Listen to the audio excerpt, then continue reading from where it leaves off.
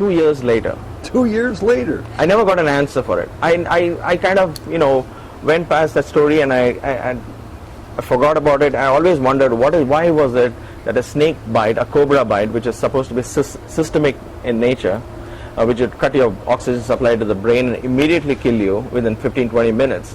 How was the whole thing localized in my foot? And then it became a local wound, and the wound was treated, blah blah blah, and that's a whole different story. But I was always wondering why and how. I mean, I didn't have any supernatural experience either, so it was like a big thumbs down from me. But I definitely learned the lesson that I would never go and do this snake catching incident, at least not in public's view, and I kind of completely refrained from doing any of such things again. 2 years later, now that's why I said there's a prologue and an epilogue for this. Let me finish the prologue now. As I was lying that night in the hospital, and I was thinking of the day's events, that's when it hit me how foolish I was and how serious I could have been in trouble. And I actually died. My parents left and everybody left, and I was just going to sleep. And then it struck me that the afternoon, if you remember, I told you I was in the midst of a vivid dream and I was woken up. I went back to that dream, and it hit me all of a sudden. In that dream, I had died, and I'm opening a manhole, and I'm coming out of it, and there's very cloudy skies, and I see my grandfather and great-grandaunt and all these people around me. It's fascinating. I'm seeing all of them in this dream. I recollected that dream, and as I'm saying this now, I can get that dream. It was so vivid and clear. And I look around, and in a distance, a palanquin is coming towards me. 4 people are carrying a palanquin. They put it on the ground, and the curtain parts, and there's Swami inside. He says, "Come here." So I go to Swami, and I kneel down, and Swami says, "Do you want to come with me, or you want to go back down?" And I look at Swami, and I'm thinking of the chances I'm getting with Swami down there. I'm thinking, "Swami, I want to go down." He said, "Good, take namaskar." So I remember touching his feet, and I was woken up, and all this happened. I didn't even have time to recollect that dream until that night, which was for me very fascinating as to what was it. But then I just dismissed it as a dream. I said, "Yeah, okay, maybe there was a coincidence, maybe there's something, I don't know, maybe it was something." I just didn't put 2 and 2 together. The epilogue came 2 years later. So I had forgotten about it. 2 years passed, and the more gymnastics took place, sports events and dramas went on, and more occasions to meet Swami, and other things took priorities, and this was long forgotten story. 2 years later, Swami's 65th birthday, or I think it was around that time, I was sitting and we were discussing the drama and the play, and then Swami was talking to me, and I was making all the notes, and towards the end we all got up to touch Swami's feet and got away, and I got up too to touch his feet and leave the room, when he looked at my feet down and he said, "What is that mark on your foot?" Because by then it's a scar which is there even today. And he says, "What is that mark on your foot?" I froze. I said, "No, Swami, please don't make me say anything. I'm going to get into trouble now. I don't want to, you're standing in his presence. I couldn't obviously lie or even stretch the truth. I have to be blunt and honest about it. But I hate it to face the consequences of something which was done 2 years ago." I looked at him. He said, "What is it? Why is that such a big mark?" Very innocently. And I said, "Swami, snake bit me. Swami, paambu karistindi." "That is a snake bite? Is it a snake?" "It wasn't a snake, was it?" He looks. And I'm looking at Baba, and I'm telling him almost instantly, "No, Swami, it was a snake." Now, I want to pause for a second here, just because in Krishna and Arjuna's relationship, Baba would often tell this story, and it's a very common story from the scriptures. He would say, Krishna would look at a parrot and tell Arjuna, "Look at that crow." And Arjuna would say, "Oh, but that's a beautiful crow." And he would say, "Oh, it's not a crow, it's a parrot." Arjuna would say, "Oh, yes, it is a parrot." And then, so Krishna said, "Don't you have something of your own? If I tell it's a parrot, you're saying yes. If I say it's a pigeon, you're saying yes." Arjuna told him, "If it's a parrot for you, it better be a parrot, because I would say yes, because you can change a crow into a parrot into a crow." I would say yes. Now I thought, I liked that story, but here I am, when he asked me, looking into my eyes, it wasn't a snake, it was a thorn, wasn't it? And I'm looking at it and "No, Swami, it's a snake." Well, that part you hadn't said until right now. So he actually said that to you, that... No, it'll come to that. Okay. What he said was, "It wasn't a snake, was it?" I said, "Swami, no, it was a snake." I wasn't an Arjuna then. Again, another humbling factor for me. I think of that today and I said, maybe I should have just agreed with Swami. But my senses and everything for me, we cling to our own reality. That's what I think. You tell the truth as you saw it. As I saw it, but that's not, what we see here is not the truth. That's the whole beauty of it. Anyway, so I said, no Swami, it's a snake. He said, Chichi, your imagination, go, he said. As I was leaving the room, he paused, he said, listen. And that time it was a different voice, completely different voice. A voice of one who knows. Listen, he said. I turned around and looked at Swami. He said, from my mouth, I will never say it is a snake. It is a thorn, it is a thorn, it is a thorn. From my mouth, I will never say it is a snake. Na notu nunchi adu mullani eppadiki raadu. Na notu nunchi adu paambani eppadiki raadu. Adi mullu, po, he said. And as I came out and sat in the bhajan hall, I was shivering because the truth of that statement hit me. And then I recollected 2 years ago when Chiranjirav told him, at that moment, there was no time left. It was just at that time when he had to decide and will it. There was no time even to write in the air and wave palms, no time to create vibhuti and send it to me. Almost instantly, in a matter of rebuking, he said, no, it's not a snake, it's a thorn, he's an actor. So he made the whole thing as a drama, as a play. He made it into an act and he made the snake bite into a thorn. And he willed it as if it's a matter of no. Now I realize why that was so fast and so abrupt and so sudden from his voice. He the sternness in his voice was willing it then and there. Even if he had materialized vibhuti, the sacred ash, and sent it to me, it would have been another 10 minutes for it to reach me. That would have probably been too late. For me, it's fascinating because I know it is a snake bite. The doctors knew it was a snake bite. It is a cobra bite, not even an ordinary snake. And for one to survive that by itself is a miracle. And for one now, 2 years later, to hear somebody saying, I will still not say it's a snake. It is a thorn, it is a thorn, it is a thorn.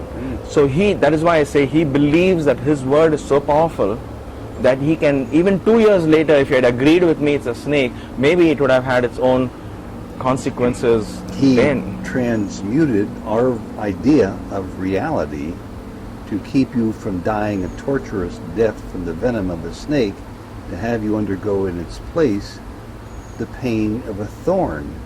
Yes. Prick into your foot. He localized, the whole poison was localized. I had so many other doctors who came to me weeks later after that and started talking to me and asking me, how is it? Because they were trying to put 2 and 2 together. For them too, it was something they couldn't accept. Even though they were Baba devotees, they couldn't accept how was this possible. How could a cobra bite not have killed you? Especially after having, you caught the snake, you had the snake in your hand. And of course, many years later, I shared this. When I told you about Baba picking me up to speak in Bombay, this was the story I told. This is the one you said in Baba's presence? In Baba's presence in Bombay. And Baba Did you listened look to the around whole. to see how he might have reacted to that story? No, I didn't. By then I was, after Baba confirmed to me, saying it's a thorn, and the way he said it, the 2 things touched me most. One was, a mother would never say my son was near death experience. She would never say that. So that was one part of him saying, I will never say it's a snake bite.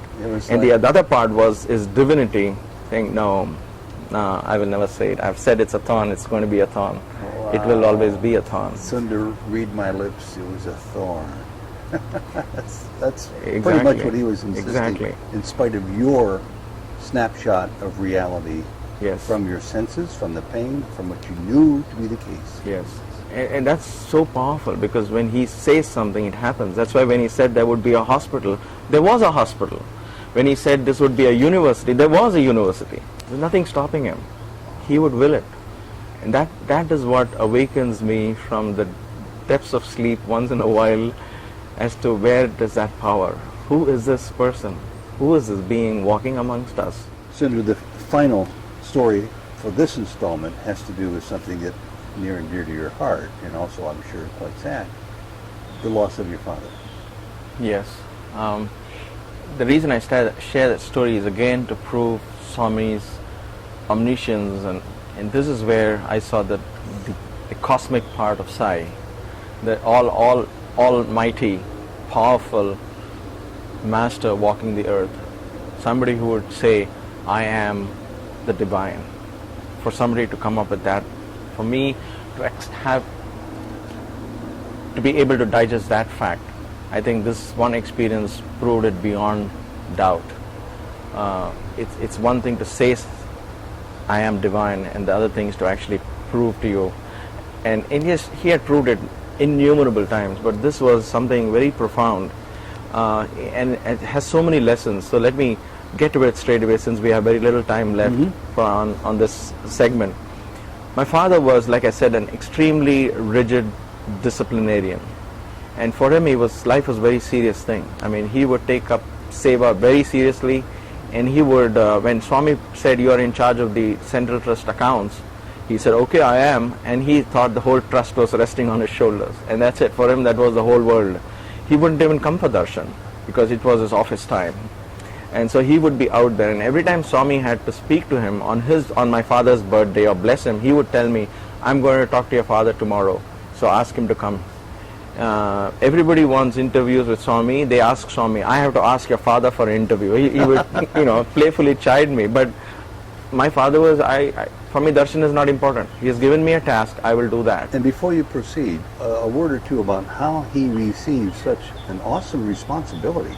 He was in charge of the accounts for the whole trust that ran Prashanti Nilayam? The Sathya Sai Central Trust. He was in charge of the trust. At that time, the trust was growing, and so he would sit with the internal and external auditors, and and account for every single expense, and help them make the double entry, and set up a lot of things in those days. He was an accountant, so when he came and retired, Swami said, can you be an accountant here? And so he sat with Colonel Jogarao, and Colonel Jogarao liked him and told Swami he's a great candidate. And Swami said, yes, okay, then put him in charge of the accounts. And for Swami, my father, that was the ultimate. He said, finally I can actually write accounts honestly. See, he's been working for commercial companies, and he would always have this in the back of my mind. When can I ever find a honest accountant? When can I ever be an honest person to say, okay, this is a liability, this is an asset, and this is how it is to be. No more cooking the numbers. No more cooking the numbers. And he was very glad, and for him that was the fruit of all his labor throughout his life, found fulfillment at serving Baba. Just like Maya says, her father was longing to fly, and finally all his flight carriers ended up flying for Swami. So I guess every carrier, no matter how unconnected it might seem, you have Ted Henry doing the news reading for 40 years, somewhere thousands of miles away, but now he is able to use his talent to serve Baba in the fag end of his career. I mean, after retirement, you're using the same talent and using it for Baba's mission. Along with Jyoti Cleary's guidance. Oh, of course. Which she gets from Baba. Of course, there's no doubt about it. I mean, the reason why I bring this about is quite a few people think that what they're doing is not spiritual. Yeah. And something spiritual has to be something else. Great point. No, I think every single career, every single task you take has a potential of being a matter of service to God.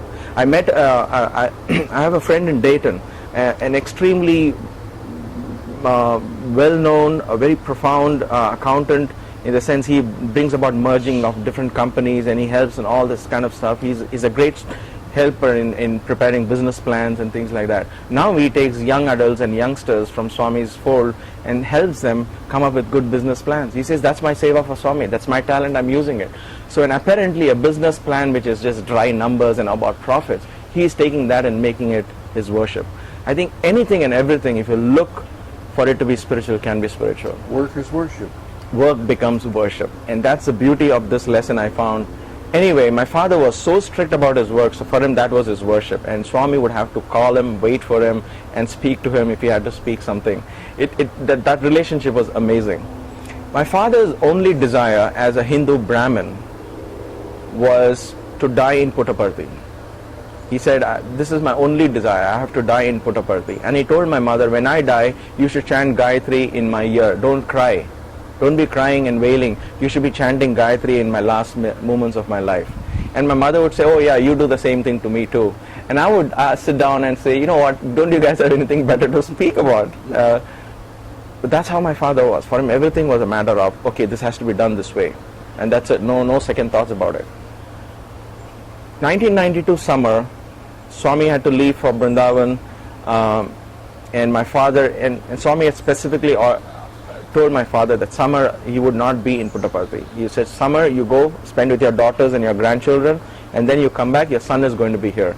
So 1992 he left for Kodaikanal or Vrindavan? Swami left for Vrindavan and then Kodaikanal, but my father planned to leave on April 1st, on April 2nd or 3rd, he planned to leave for to the north to see his daughters, that's my sisters. He went to Bhopal, which is a far off place, about 3,000 miles from Puttaparthi. And so he went to Vrindavan, Swami blessed him, Swami said go, he took Swami's blessings and then went to Bhopal. And just before that he had met Maya and he told me that he likes Maya and Maya is the right person for me. He blessed both of us. I said, I don't know, this is all up to Swami, but for him it was something had to be done. And I realized now that was 20 days before he died. So April 1st we celebrate as our engagement day, also an April Fool's Day. But my father blessed both of us and said, when I come back, we will take it up with Swami. April 9th, I remember, he left for Bhopal. And this was my father's only desire, because anybody dying in Puttaparthi, he would be there, out there, he will do the last rites for them and take the body to Puttaparthi and do the cremation and do all that. Because he said, as a Hindu Brahmin, it's my duty to do that. Honor any fallen body and never let them know that there was nobody to give them. In India, that's a very sacred thing. It says Kandadena, means don't let a dead body just be there to rotten. You have to always give a shoulder for a dead body. And that's why people have sons, because they say the sons can carry them when they die and things like that. So my father was always wanting to die in Puttaparthi. That was his biggest desire. When he went to Bhopal, he had a heart attack. I got a telegram and by the time I reached, he died. He died in some unknown weird place in Bhopal on April 20th. When I got a call, I rushed, and I didn't know it. They said, Father's serious. I rushed, and by the time I reached there, I saw him in a coffin with ice, and they just preserved the body for 1.5 days before I came. Of course, I was heartbroken. I went and spoke to my mother, and my mother, in amidst sobs and tears, she told me, I did exactly as your father wanted me to. When he kept watching the monitor, though it was behind him, he would turn his head and kept watching the monitor, I believe. Suddenly his kidney failed and blah blah blah, is a multi-organ failure or whatever, and that was a small hospital. They didn't know what to do about it. He told my mother like this, when the time came, my mother sat, she made him sit, went into his ear, chanted the Gayatri, and then he collapsed on her shoulder. So she told me, I did my job. For me, those first 2 hours was blank, and then came an anger towards Swami. In you? In me. For disappointing your dad's? My anger was, I said, I know my father had to die, I was ready for that, but why here? You were talking about the 3 zeros, right? This was partly one of those zeros where I said, why here? This was a person who served you day and night. This is a person who thought about you day and night. And his 3 o'clock to 6 o'clock morning ritual never stopped even for a day, whether he slept at 1 in the night or 7 in the evening or 2 in the night. He would be up, get up, have his ritual bath and do the chanting, and it was so rigid. I said, why couldn't that one desire be fulfilled? Why in this unknown place, even today, I don't even know where his body was cremated. So why would it be here? And I was so angry with Swami. There was no room for any doubts anymore, because I had seen Swami's omniscience and omnipotence many times over. So there wasn't that he didn't know. I said, why would Swami allow this to happen?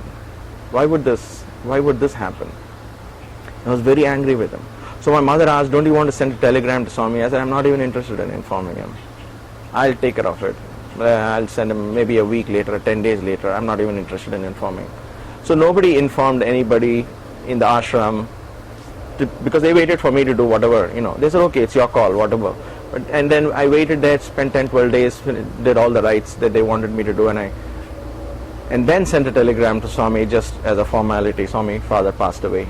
Pranams. That's all I said, because I was very angry. I didn't want to say anything. I stayed there for some time, and then I came back to Vrindavan, and Swami had returned back from Kodaikanal, and so when he came out for darshan, I was sitting in the first line. He came out straight to me, and he said, Chesko, means touch my feet. Okay, I touched his feet, I looked up to him, and he said, don't worry, I'm here. And then suddenly he had a playful thing in his eyes. He said, did the boys tell you in Kodaikanal what happened? Did they tell you? I'm like, Swami, what would they tell me? I said, no, Swami. Oh, wait, I'll come back from darshan and tell you. So he goes off for darshan. And then I couldn't wait, of course, for Swami to come back and tell me what was it that he wanted me to know. So I turned around, and one of the Kodaikanal boys came to me and Sundar, I heard about your dad, and I'm so sorry to hear about his death. I said, thank you for your condolence. So he said, Sundar, I want to check something with you. I said, sure, what is it? He pulls out his diary and he goes to the dates, and he said, when did your father die? I said, April 20th, he passed away. He said, what time? I said, what do you mean, what time?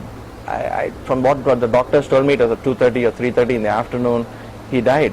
So I asked him, why are you asking me these details? He pulls out his diary and he says, Sundar, look at this. On April 20th in the afternoon, Swami was with us in Kodaikanal. At this time, around 3:30 or 4 or whatever the time was, he pauses, he keeps quiet for a while, for a few seconds. And then he asks people, now this is happening thousands of miles away. He's asking people around him, how many of you know Sundar Iyer's father? How many of you know Sundar Iyer? So obviously the boys knew, because I was there in Puttaparthi. So they raised their hands. A couple of primary school people raised their hands and said, we know Sundar Iyer. And Swami said, oh, you all know him? Yeah, his father just reached my feet. I listened to what that boy said. I was stunned. And then Swami comes back from darshan, calls me inside. Did you know what I said? Did you know what I said? Oh, your father wanted to go to Chitravati. That is only the body. I gave him my feet.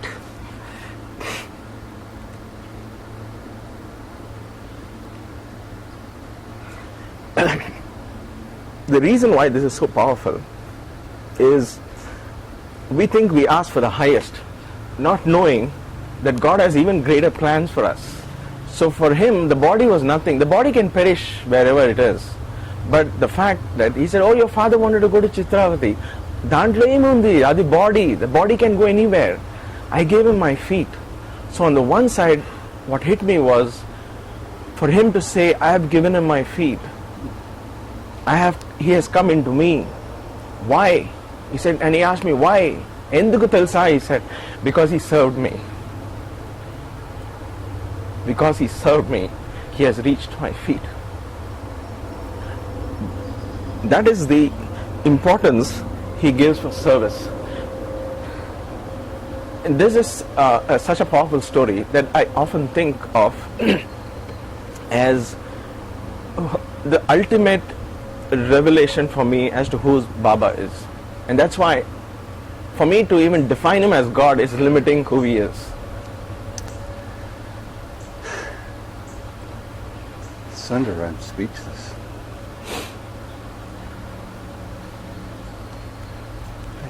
Thank you. Thank you. Thank you for sharing from beyond your heart.